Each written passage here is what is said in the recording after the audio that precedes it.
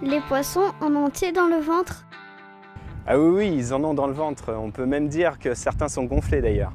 En fait, ça dépend de plusieurs conditions, notamment le lieu, aussi la période de l'année. Toute la difficulté en fait est de savoir qu'est-ce qu'ils ont dans le ventre, dans l'estomac. Et donc à l'Ifremer, au laboratoire ésotrophique du centre Manche-Mer du Nord, on étudie les relations que peuvent avoir les prédateurs, donc nos poissons, avec ceux qu'ils mangent, les proies.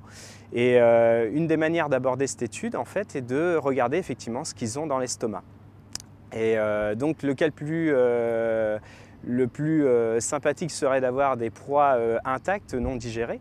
Et donc là, un simple manuel d'identification permettrait de retrouver ce qu'il a mangé.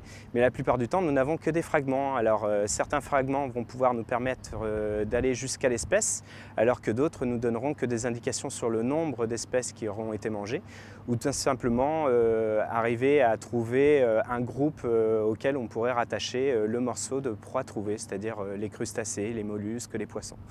En fait, cette technique-là a quelques inconvénients. Un des gros inconvénients majeurs, c'est le temps qu'on peut passer sur un échantillon. Ça peut être très variable de quelques heures à plusieurs jours.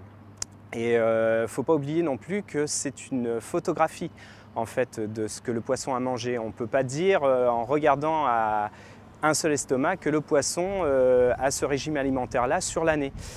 Donc il existe d'autres techniques avec leurs avantages et leurs inconvénients aussi.